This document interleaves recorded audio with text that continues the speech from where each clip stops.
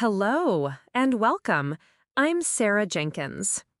This is Daily Workplace English, a relaxed episode to help you hear and use natural English at work. Today, David and I will walk you through a typical day, share useful phrases, and slow things down so you can really follow along. Listen, repeat, and take it easy. This is a low-pressure space.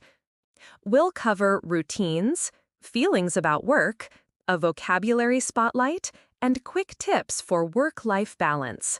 Ready, David? Yeah, I'm ready. Hi everyone, I'm David Chen.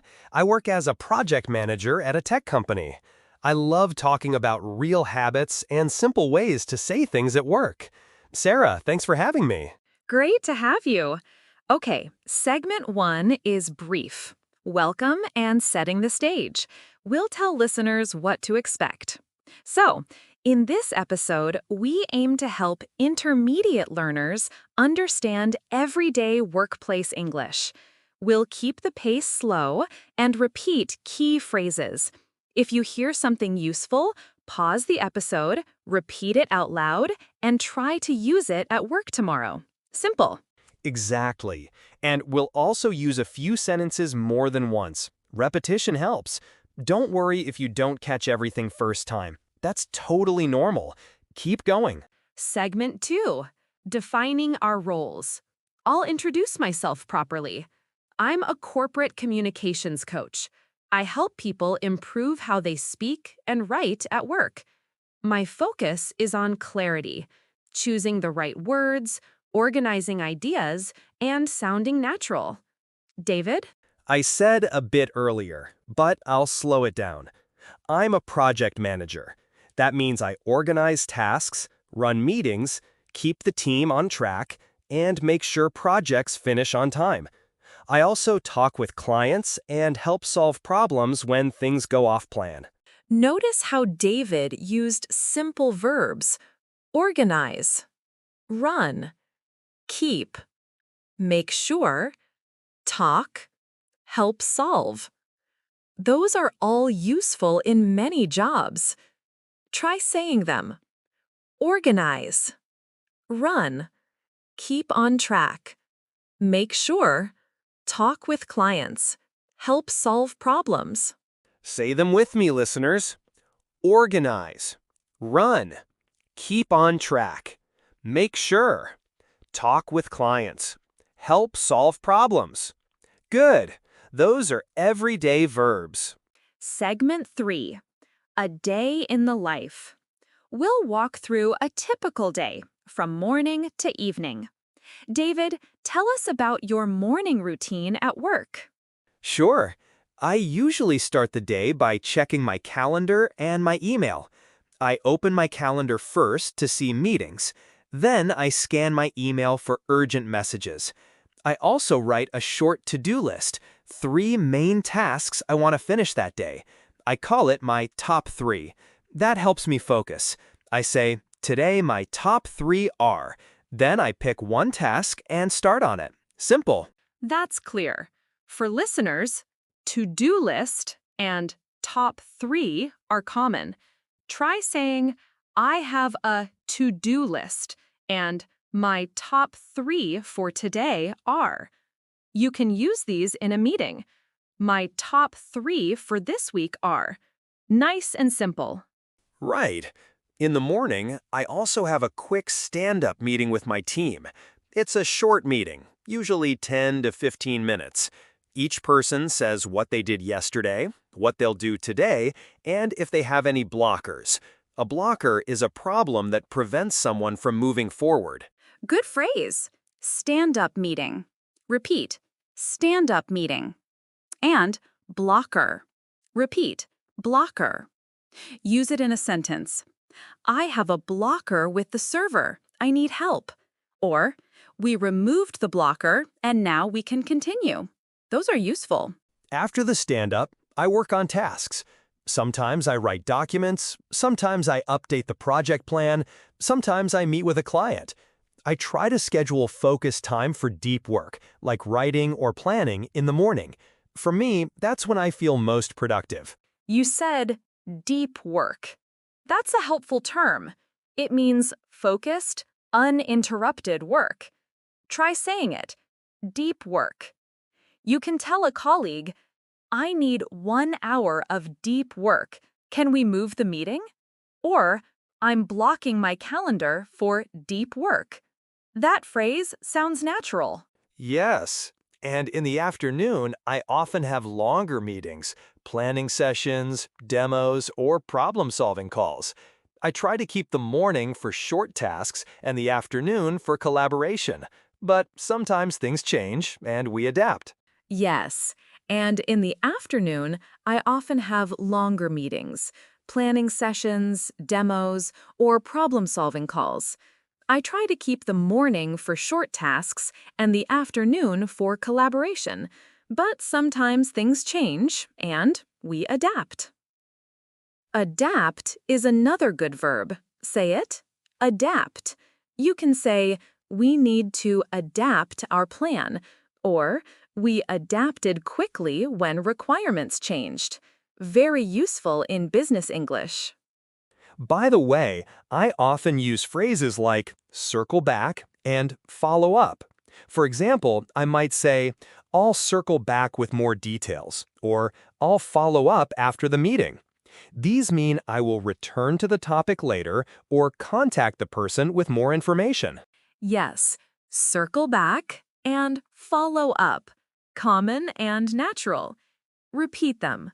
Circle back, follow up. Use them in polite emails.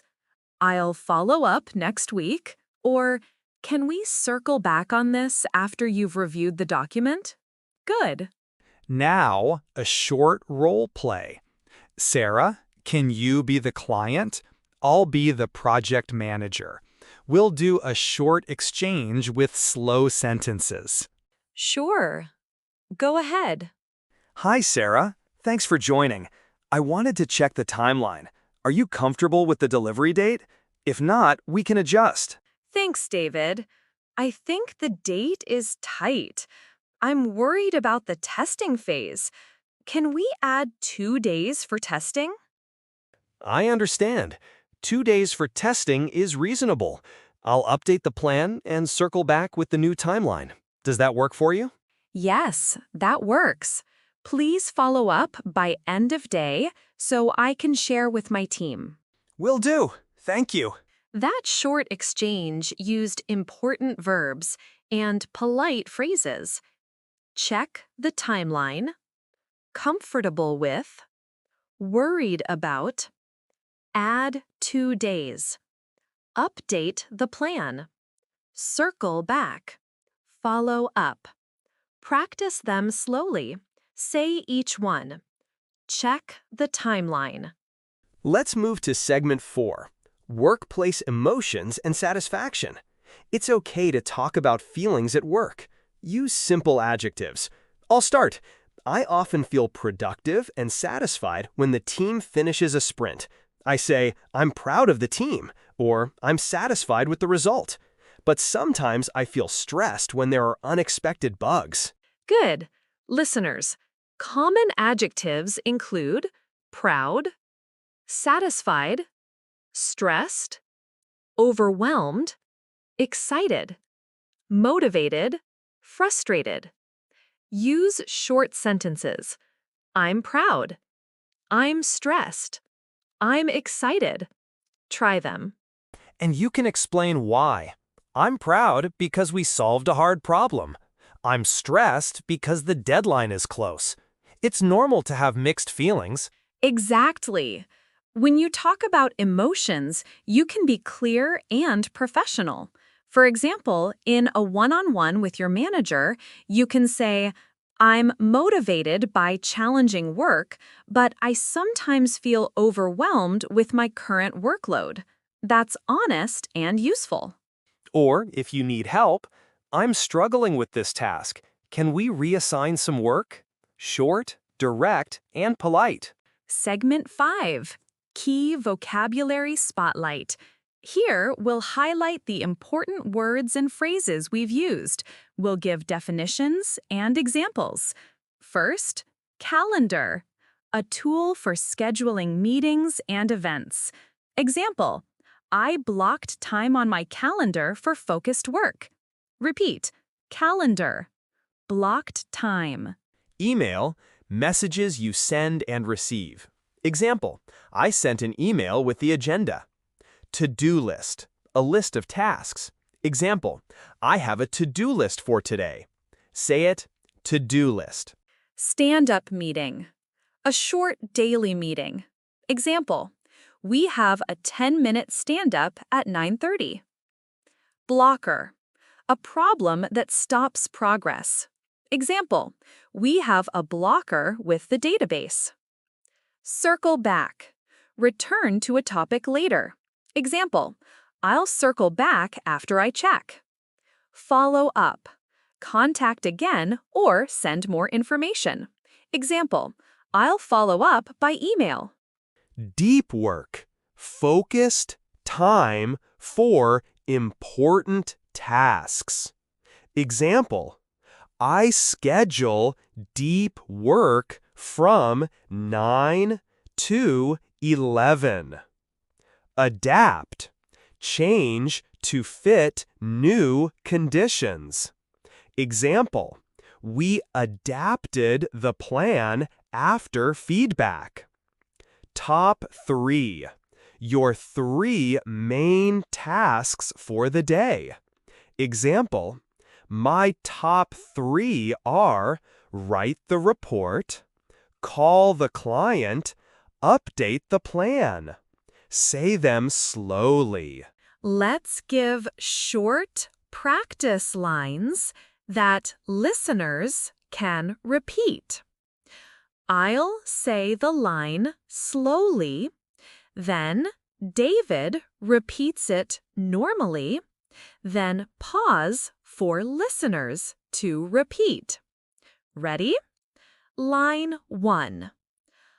I will follow up after today's meeting.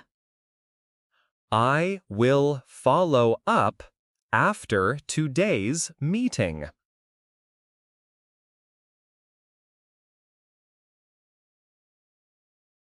I will follow up after today's meeting. Your turn.